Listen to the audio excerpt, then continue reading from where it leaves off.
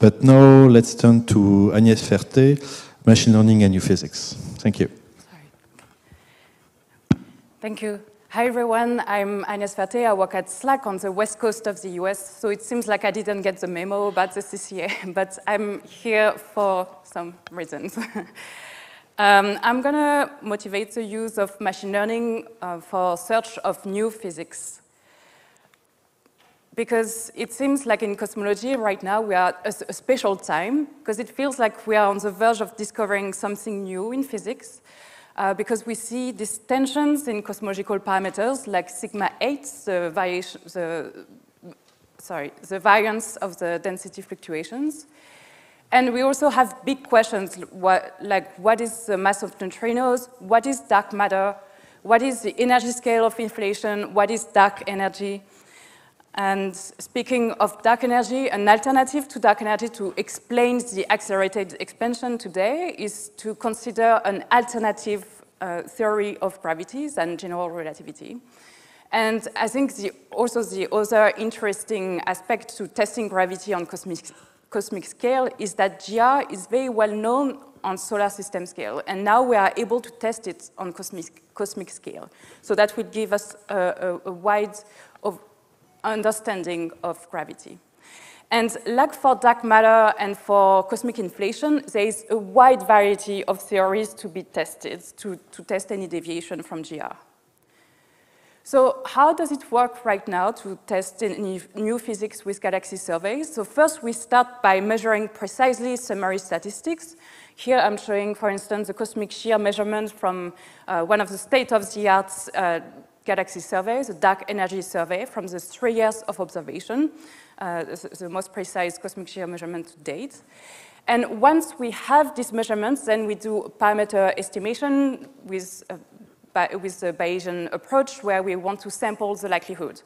So for DES year 3, we actually had an effort to compare different samplers that was led by Pablo Lemos, who is at CCA, I think, right now. And we came to the conclusion that polychord was the most accurate and most efficient to use for cosmological analysis. So that's why we used it for DES year 3 cosmology. Now we go beyond the lambda CDM model. We want to test any deviation from lambda CDM using weak lensing measurements. I collect this effort with Jessie Muir, and we did robust analysis of 7 models in a blinded way to test for any systematics to validate our scale codes. And that meant doing the sampling of the likelihood for the lambda CDM parameters, the nuisance parameters, in addition to the extended parameters. And doing this analysis, we actually run more than 700 chains on high-performance computers. And I did a very quick computation this morning. It corresponds to roughly 8 million CPU hours. That is killing the carbon footprint compared to like my flights or anything, but it needs to be improved in the future. But anyway, we got these results on sigma mu, which is a parameterization of the perturbation to the metric. And sigma mu equal to 0 corresponds to GR, so we fit for sigma mu to detect any deviation from GR. So we obtained this precise measurement in blue from DES and combining with other data in black. Okay, so the experimental landscape over the coming decades for test of gravity is very exciting. So DES is a precursor survey of weak lensing experiment like the Rubin Observatory on the ground and Euclid and Raman Space Telescope from space. In parallel to spectroscopic surveys like DESI and CMB survey like Simon's Observatory, CMB-S4. And their goals are to understand dark energy, to test for any deviation from GR, to detect cosmic inflation. And to me, it seems like the baseline analysis, the key analysis, are still relying on doing parameter estimation from precise measurement of summary statistics. And here I'm showing the promising constraints on sigma mu from the full LSST from the Rubin Observatory, where we expect a gain of 1 order of magnitude on sigma mu constraints. So there are some challenges in doing this test, that will become even bigger in the future, and machine learning can help. So some of these challenges like the main challenge is that this parameter estimation step takes a long time because we have a more complex parameter space, and each evaluation of the likelihood takes longer because to predict the matter power spectrum, for instance, instead of using CAM, we use MGCAM that can take few seconds to run. So chains can take like more than 2 days to run. So machine learning will enable faster analysis of measurement to constrain new physics parameters. And I'm going to give just a few examples in 2 cases. As myself, as a user, there are emulators of summary statistics of power spectrum, like Cosmo Power, which I have used in the past, and it's also applied to F/R gravity with React EMU FR. I think those are great tools, but I think one of the problems is that we need to retrain those emulators to correspond to our settings and everything. And there is an ongoing work in the US right now, led by Sujong Lee, to retrain to use Cosmo Power to train power spectra. And then we can use also machine learning to improve the sampling of the parameter space by, for instance, using Nautilus that use deep learning. That's also a great improvement, a great tool, and it reduces the speeds of MCMC with DES-6 shear measurement by 50%. But I found that actually for weak lensing and clustering analysis, because of the parameter space is so complicated, Polychord is still performing better. So there is actually a lot of improvements to be done there. But if we take a step back, which theories should we actually constrain with future surveys? So it's very interesting to see in the literature there are different groups that have tried to grade and rank different, for instance, modified gravity models according to their theoretical interest and the number of parameters that they add. And on the other side of the spectrum, there are like very general approach, phenomenological parameterization, EFT of dark energy and modified gravity. But here the problem is also that you need to assume some functions of these parameters. So I suggest to actually go to a middle ground and to actually look at how those models compare at the level of the probes, because they have different impact, for instance, on cosmic shear, like different modified gravity theories will modify cosmic shear in different ways. So can we tell actually which model gives the same impact? And it's really hard to tell just by looking at the summary statistics because we have this tomographic big data vector. So what we proposed is to use self-organizing map just to map out this MG model on 2-dimensional grid.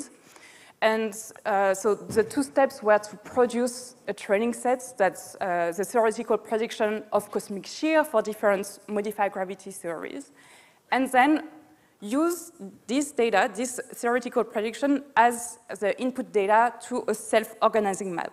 So then we end up with this sum where the pixel corresponds to a model. So the models that have the same impact on the shear end up in the same pixel. And if 2 models are in different pixels, that means they have different impacts on cosmic shear. And I also want to point out an alternative approach was also proposed in another paper using a Bayesian neural network. But here, with this team, I propose to actually use self-organizing map. So some conclusion that we had already were that dark energy and modified gravity should both be tested because the models lie in different places on the sum.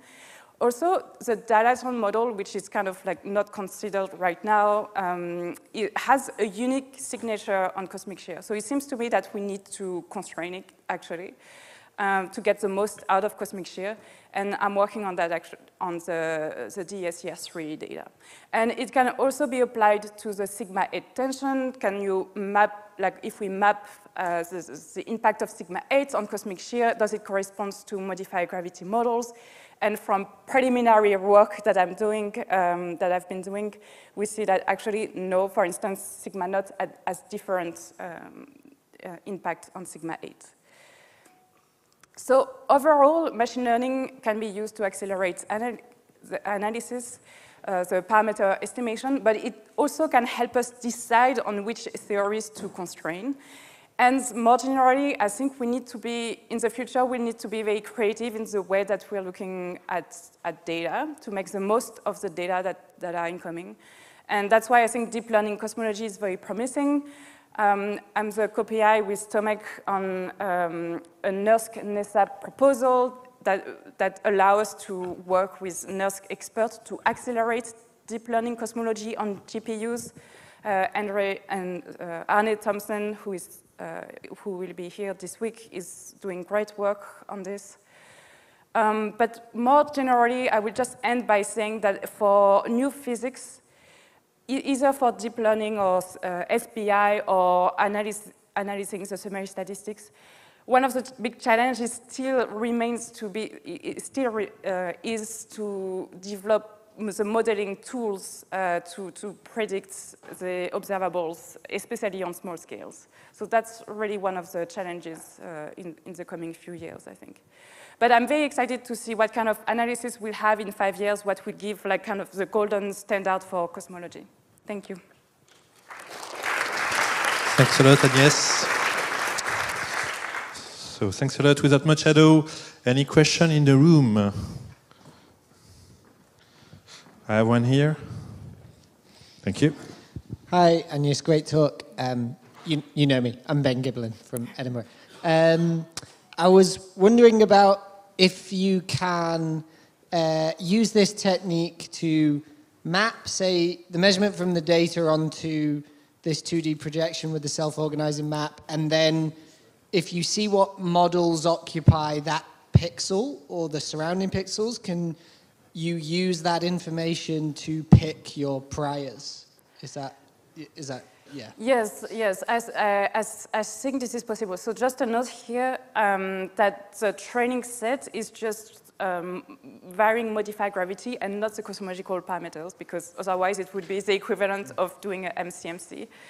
But I think this is possible indeed to project. You project your measurements on the sum and you see where it lies, in which pixel it lies. Yeah, definitely.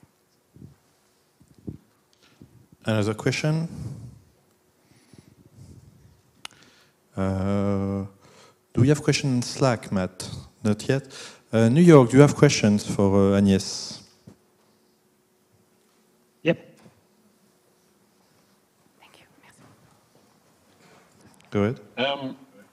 You're exploring extensions to Lambda CDM with machine learning, which is interesting, but a bunch of us think that these tensions are explained by systematics. So can you explore systematic extensions to Lambda CDM as well as physics extensions? So, yes, I mean, do you mean using this method or in general? Sorry.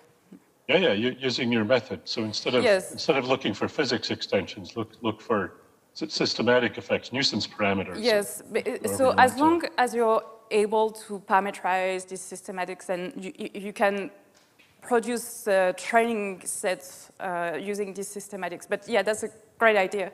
For instance, we know that sigma naught, this parameterization of gravity, is degenerate with the amplitude of intrinsic alignment. So actually, I had a student working on that. How does intrinsic alignment map onto this sum of modified gravity? And then indeed, there are data systematics that could also be mapped there. Yes, that's true. Good point. Okay, while you're looking possibly for another question in New York, I'm asking Wassim Tenashi to please meet here. Okay, New York, any other questions? We have one more. Hi, Agnès. Great talk. Very interesting. So I'm intrigued about the fact that the dilaton seems to be having a particular impact on this cosmic sphere. So I was wondering if you have any idea about what is causing this, and also if you have any idea about how to approach this with these machine learning methods. Yes, so this basically can be seen here. So the cosmic shear prediction that has like this weird bump, that's the prediction for a dilaton with the high value of the parameter for the dilaton. So you see, visually you see that it indeed has a different impact on cosmic shear. I mean, this is a very extreme case where the value of the parameter is really high, but still it's something that we should be able to probe and that we should look at. Great. If there is no other question in New York, I think we should stop here. And thanks again, Agnès.